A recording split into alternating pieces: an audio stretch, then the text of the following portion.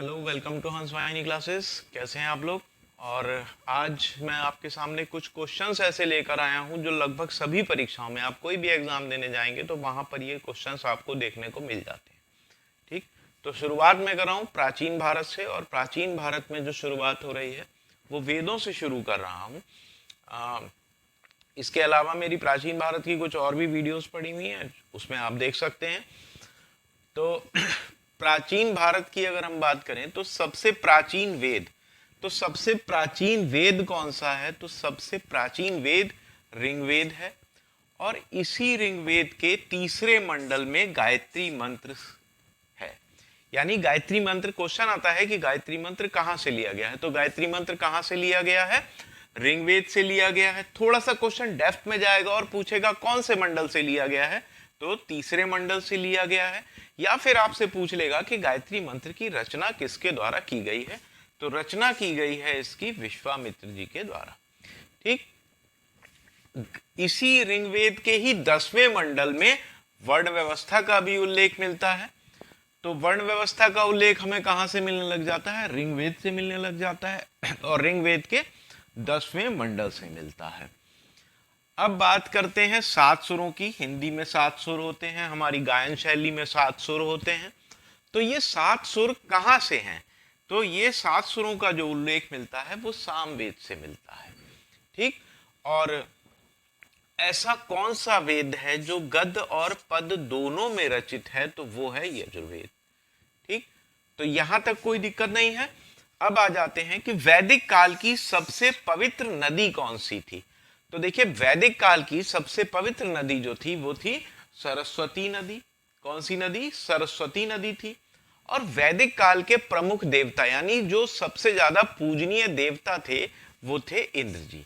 ठीक, भगवान इंद्र को सबसे ज्यादा पूजा गया है। अब अगला क्वेश्चन आपके सामने आता है कि महाभारत का पुराना नाम क्या था? तो महाभारत का पुराना नाम जय संहिता था। इसमें पूरी व्यवस्था है कि किस तरीके से युद्ध के नियम थे इसमें। ठीक, तो महाभारत में जो था क्या था? युद्ध के नियम थे, और इसको क्या कहा गया? पुराना नाम इसका क्या था? जय संहिता था। और अगर स्थिति की बात करें तो ये विश्व का सबसे बड़ा महाकाव्य है। तो विश्व का सबसे बड़ा महाकाव्य हमारे पास है, यानी हमारे यहाँ है, तो उसका क्या नाम है? महाभारत नाम है। महाभारत की रचना किसके द्वारा की गई थी? महर्षि वेदव्यास के द्वारा की गई थी।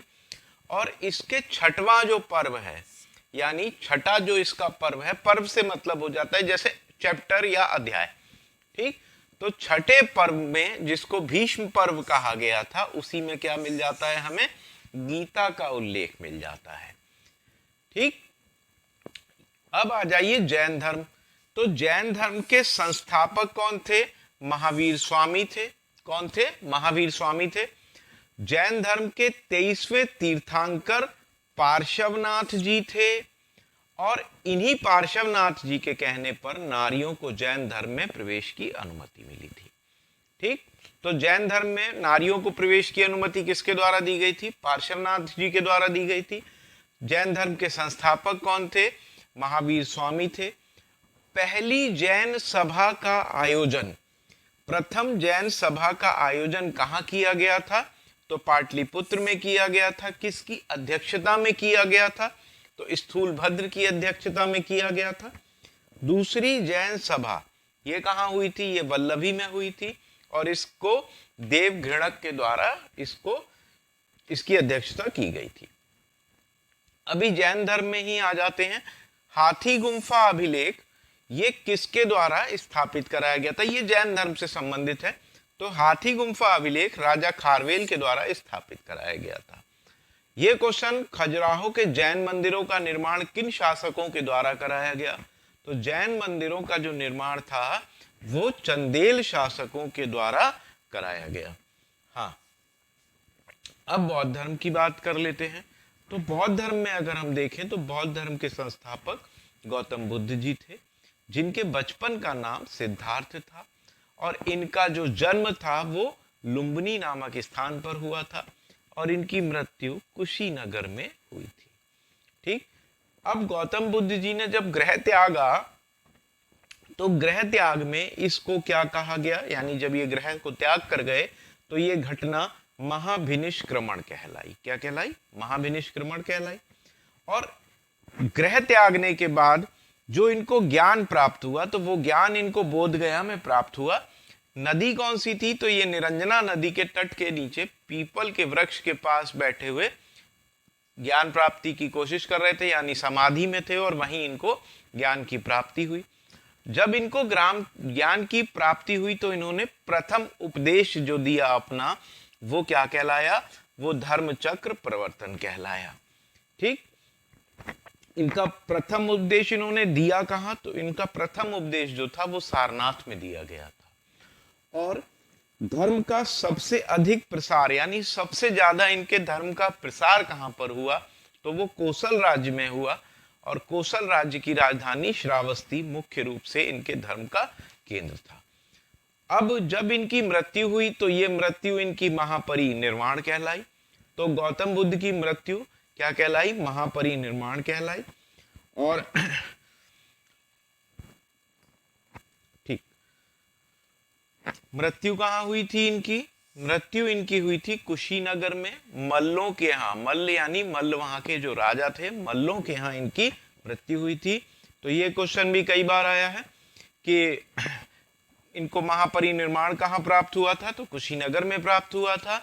ठीक, अब बौद्ध साहित्य को, यानी जो बौद्ध साहित्य उसको त्रिपिटक पिटक कहा गया। और चूंकि ये 3 है, संख्या इनकी 3 है, तो इसको क्या कहा गया? त्रिपिटक कहा गया। त्रिपिटक में क्या क्या हुए? तो सुप्त पिटक हुआ, विनय पिटक हुआ और अभिधम्म पिटक हुआ। ठीक, तो बौद्ध साहित्य को त्रिपिटक, और त्रिपिटक में सुप्त पिटक, विनय पिटक और अभिधम्म पिटक, ये तीनों हैं। अब बौद्ध सभाएं हुई कुछ, तो वो बौद्ध सभाओं का आयोजन कहां हुआ और किस शासक के समय में हुआ? ठीक, तो पहली जो बौद्ध सभा हुई वो राजगृह में हुई। और शासन किसका था उस समय भारत में? उस समय अजात शत्रु का शासन था। दूसरी बौद्ध सभा का आयोजन वैशाली में हुआ, शासन कालाशोक का था। तीसरी बौद्ध सभा का आयोजन पाटलिपुत्र में हुआ, शासन अशोक का था। और चौथी बौद्ध सभा कश्मीर के कुंडलबन में हुई, जहां कनिष्क का शासन था। अब देखिए, यहां पर क्वेश्चन आपसे सुमेलित भी करा लेता है। इधर आपको स्थान दे देगा, इधर शासक दे देगा और कहेगा सुमेलित करके बताओ। तो थोड़ा सा इसको ध्यान से देख लीजिएगा। यहां से जो क्वेश्चन आ जाता है वो क्वेश्चन आ जाते हैं आपको सुमेलित करने के लिए।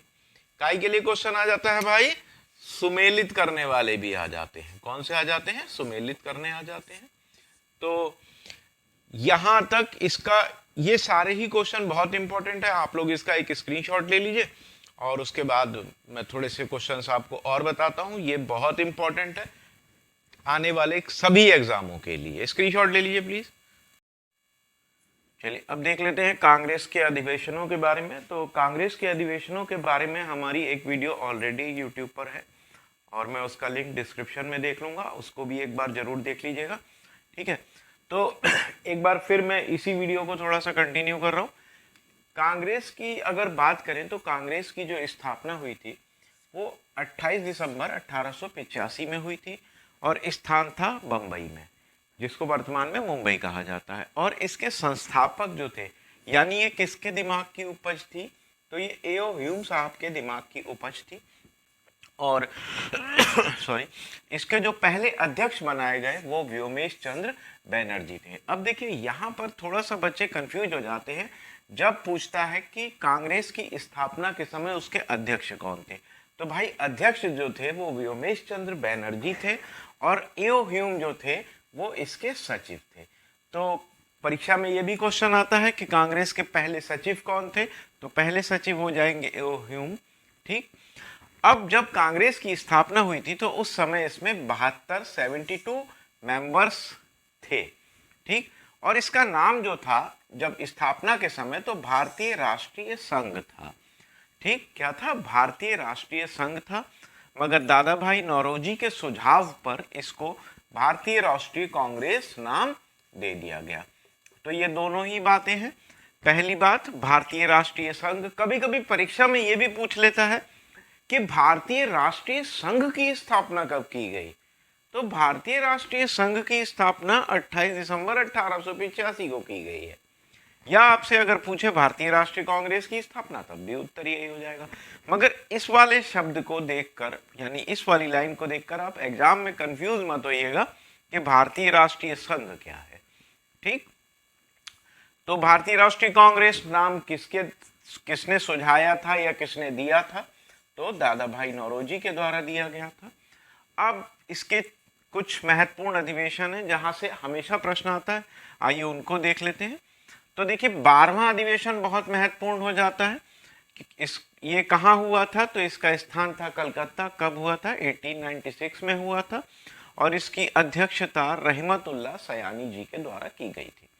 और वंदे मातरम का गान पहली बार, यानी वंदे मातरम इस अधिवेशन में पहली बार बंकिम चंद्र चटर्जी के द्वारा गाया गया था।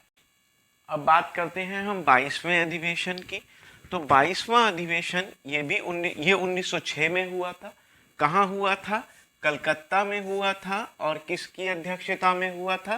दादा भाई नौरोजी की अध्यक्षता में हुआ था। और इसी अधिवेशन में पहली बार स्वराज शब्द का प्रयोग किया गया था। तो स्वराज शब्द का प्रयोग पहली बार किस अधिवेशन में हुआ? 22वें अधिवेशन में हुआ। कहाँ हुआ? कलकत्ता में हुआ। कब हुआ? 1906 में हुआ। इस अधिवेशन की अध्यक्षता किसने करी? तो दादा भाई नौरोजी के द्वारा की गई। अब 23वां जो अधिवेशन हुआ ये 1907 में सूरत में हुआ और इसकी अध्यक्षता रास बिहारी घोष जी के द्वारा की गई। और जो स्वराज शब्द का प्रयोग 22वें अधिवेशन में किया गया था, इसी स्वराज शब्द की व्याख्या को लेकर विवाद हो गया। ठीक, तो स्वराज शब्द की व्याख्या को लेकर सूरत अधिवेशन में क्या हुआ? विवाद हो गया और कांग्रेस दो भागों में विभाजित हो गई, नरम दल और गर्म दल में। उसके बाद हम बात करते हैं 26वें अधिवेशन की। ये भी कलकत्ता में हुआ था, 1911 में हुआ था और इसकी अध्यक्षता विशन नारायण दर जी के द्वारा की गई थी। इस अधिवेशन में जनगण मन, जो हमारा वर्तमान में राष्ट्रीय गान है, पहली बार गाया गया था। तो राष्ट्रीय गान पहली बार किस अधिवेशन में गाया गया था? जनगण मन पहली बार किस अधिवेशन में? कलकत्ता अधिवेशन में। अध्यक्षता विशन नारायण दर। कब गाया गया था? 1911 में गाया गया था। उसके बाद हम आ जाते हैं 31वें अधिवेशन में। 31वां अधिवेशन 1916 लखनऊ में हुआ था और इसकी अध्यक्षता अंबिका चरण मजूमदार के द्वारा की गई थी। और इसी में बाल गंगाधर तिलक जी के द्वारा ये नारा दिया गया था कि स्वराज मेरा जन्मसिद्ध अधिकार है और मैं इसे लेकर रहूंगा। तो स्वराज मेरा जन्मसिद्ध अधिकार है, मैं इसे लेकर रहूंगा, ये नारा किसका है? बाल गंगाधर तिलक जी का है। और कब दिया गया था या कब पहली बार कांग्रेस के अधिवेशन में ये बात सामने आई थी? तो लखनऊ अधिवेशन में आई थी। उसके बाद हम आ जाते हैं 49वां अधिवेशन, बहुत इंपॉर्टेंट है। पहली बार कांग्रेस का अधिवेशन गांव में होने जा रहा था। ठीक, यानी गांव से अब कांग्रेस के जुड़ाव का समय आ रहा था। तो भारतीय राष्ट्रीय कांग्रेस का 49वां अधिवेशन फैजपुर बंगाल में हुआ था। पहली बार गांव में हुआ था। देखिए गांव में कब जब पूछता है ना, तो कांग्रेस का एक अधिवेशन बेलगांव वाला दे देता है। तो बेलगांव कोई गांव का नाम नहीं है। गांव वाली बात अगर आए कि पहली बार गांव में अधिवेशन कहाँ हुआ था या कब हुआ था, तो फैजपुर में हुआ था। भाई गलत करके मत आइएगा, ठीक है। 49वां अधिवेशन फैजपुर बंगाल 1936, पहली बार गांव में अधिवेशन हुआ। जवाहरलाल नेहरू जी इसके अध्यक्ष थे और इसी अधिवेशन में 13 सूत्रीय कृषि कार्यक्रमों की घोषणा कांग्रेस के मंच से की गई थी। उसके बाद 52वां अधिवेशन, ये भी बहुत महत्वपूर्ण है। 1939 त्रिपुरी में हुआ था ये अधिवेशन और इस अधिवेशन में क्या था कि इस अधिवेशन में अब अध्यक्ष का चुनाव मतदान के माध्यम से होना था। तो मतदान किस किस के बीच में हुआ था? तो मतदान हुआ था सुभाष चंद्र बोस और सीतारमैया जी के बीच में हुआ था, जिसमें सुभाष चंद्र बोस इस अधिवेशन में जो मतदान हुआ था उसमें इनको अध्यक्ष घोषित कर दिया गया था। यानी मतदान में सुभाष चंद्र बोस जीत गए थे। मगर कार्यकारिणी के जब गठन की बात आई तो सीतारमैया जिनको महात्मा गांधी जी सपोर्ट कर रहे थे, तो महात्मा गांधी जी और सुभाष चंद्र बोस के बीच में गठन को लेकर, यानी कमेटी के गठन को लेकर थोड़ा सा विवाद हो गया था। तो भाई गांधी जी तो गांधी जी थे, तो सुभाष चंद्र बोस जी ने गांधी जी का सम्मान रखते हुए अपने पद से इस्तीफा दे दिया और उसके बाद जो अध्यक्ष बनाए गए वो डॉक्टर राजेंद्र प्रसाद थे। ठीक, तो अब क्वेश्चन अगर आपके सामने आ जाए, अब आपके सामने यहाँ पर दो अध्यक्ष हो गए, एक सुभाष चंद्र बोस हो गए, एक डॉक्टर राजेंद्र प्रसाद हो गए, तो यहाँ पर बच्चे कंफ्यूज कर जाते हैं कि भाई इसमें उत्तर क्या लगा दे। तो देखिए 52वां अधिवेशन जो 1939 त्रिपुरी में हुआ था, इसके अध्यक्ष तो बने थे सुभाष चंद्र बोस, मगर चूंकि गठन को लेकर विवाद हुआ था तो अध्यक्षता फिर किसके द्वारा की गई थी? डॉक्टर राजेंद्र प्रसाद के द्वारा की गई थी। तो इसका उत्तर सुभाष चंद्र बोस ही होगा। ठीक, तो आप लोग इसका एक स्क्रीनशॉट ले लीजिए और उसके बाद आगे वीडियो कंटिन्यू करते हैं। स्क्रीनशॉट ले लीजिए।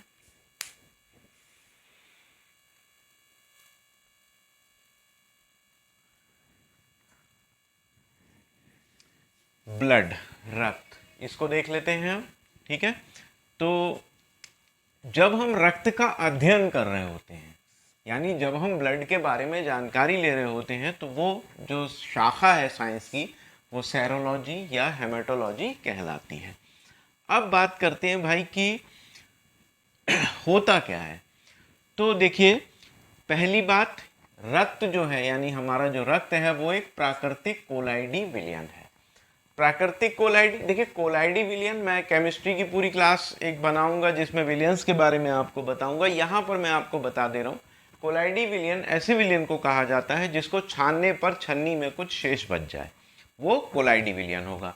ठीक, अब चूंकि इसको लैब में नहीं बना सकते, यानी किसी लैब में ब्लड तो बन नहीं सकता, तो इसके कारण इसको जो है ये एक प्राकृतिक कोलाइडी विलयन है, यानी कि इसको नेचुरली बनाया जाता है, यानी कि इसको नेचर ही बना सकती है।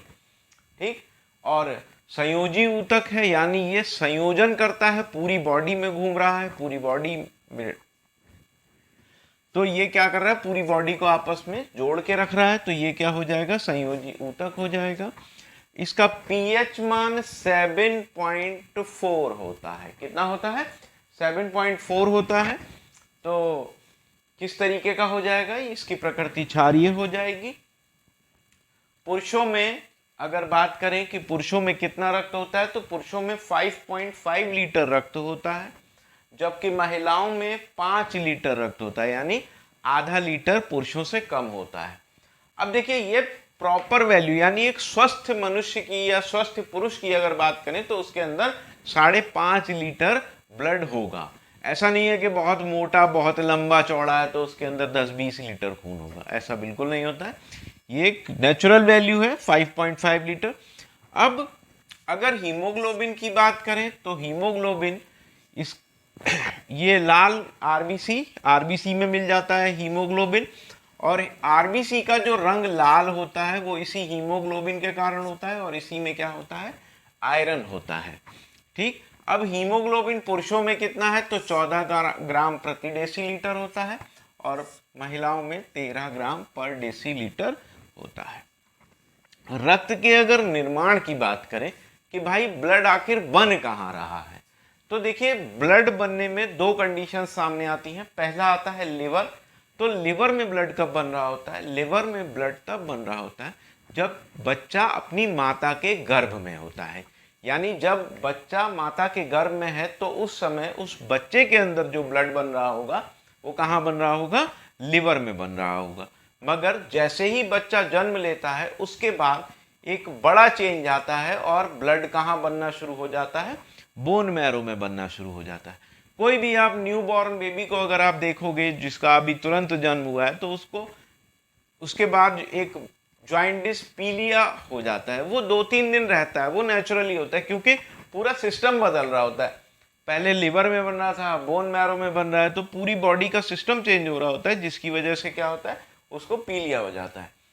स्टोर कहाँ होता है, यानी जितना भी ब्लड बन रहा है हमारे शरीर में वो स्टोर कहाँ होता है, तो वो प्लीहा में स्टोर होता है, और यानी स्प्लीन में स्टोर होता है। स्प्लीन या प्लीहा, इसको ब्लड बैंक भी बोलते हैं।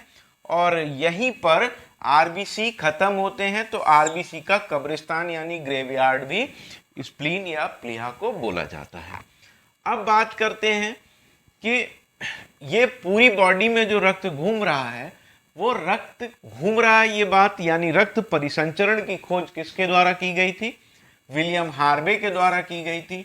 अब एक बार हार्ट से ब्लड पंप हुआ और पूरे शरीर में घूम कर आया, कितना समय लगा? 23 सेकंड का समय लगा। कितने सेकंड का? 23 सेकंड का समय लगता है। रक्त दाब की अगर बात करें तो जब हार्ट बॉडी में ब्लड को पंप करता है उस समय इसका प्रेशर होता है 120, और जब वापस आ रहा होता है तो प्रेशर कम हो जाता है। प्रेशर कितना हो जाता है? 80 हो जाता है। ठीक। अब जब शुद्ध रक्त जाता है, यानी कि जब बॉडी में शुद्ध रक्त चलना शुरू करता है, तो वो स्टार्ट होता है धमनी से। ठीक। ये क्या करती है? ये हार्ट से पूरी बॉडी में ब्लड को लेकर जाती हैं धमनियां। ठीक। इसको आर्टरी भी बोलते हैं। और जब वापस आता है तो शिरा यानी कि वेन्स से आता है। तो वेन्स क्या करती हैं? ये बॉडी से पूरे ब्लड को इकट्ठा करती हैं और हार्ट में लेकर आती हैं। अब ये जो दोनों चीजें यानी धमनी और शिरा, ठीक, यानी आर्टरी और ये शिरा जो है, ये संयुक्त रूप से इनको कहते हैं रक्तवाहिनी या ब्लड वेसल्स। ये ब्लड वेसल्स का जो अंदरूनी भाग होता है, यानी जो इसका इनर है, ठीक, तो वो काय का बना होता है? वो उसको क्या कहते हैं? उसको ल्यूमेन कहते हैं। ये क्वेश्चन अभी एनडीए के एग्जाम में आया था। ठीक, कि ब्लड वेसल्स का अंदरूनी भाग क्या कहलाता है? तो ल्यूमेन कहलाता है। अब ये ब्लड हमारे बॉडी में काम क्या क्या करता है? तो ब्लड का जो काम है वो सबसे पहले ताप को नियंत्रित करता है, हमारी बॉडी के टेम्परेचर को नियंत्रित करता है, और हम जो भी पोषण पदार्थों की शरीर को आवश्यकता होती है उन पोषक पदार्थों को हमारी बॉडी में लेकर जाता है, यानी पोषक पदार्थों का परिवहन करता है। गैसों का परिवहन करता है, तो गैसों का यानी कि कार्बन डाइऑक्साइड को पूरे शरीर से इकट्ठा करता है और लेकर जाता है। ऑक्सीजन को लेकर आता है और पूरे शरीर को उसकी सप्लाई करता है। अब ये जो प्रोसेस है, यानी कार्बन डाइऑक्साइड और CO2 वाली जो प्रोसेस है, ये कहलाती है रक्त का शुद्धिकरण। और रक्त का जो शुद्धिकरण है ये कहाँ होता है? फेफड़ों में होता है। यानी गैसेस का जो आदान प्रदान होता है ब्लड के बीच में, वो फेफड़ों में होता है। किसकी मदद से होता है? तो भाई ये हीमोग्लोबिन की हेल्प से होता है। किसकी हेल्प से होता है? हीमोग्लोबिन की हेल्प से होता है।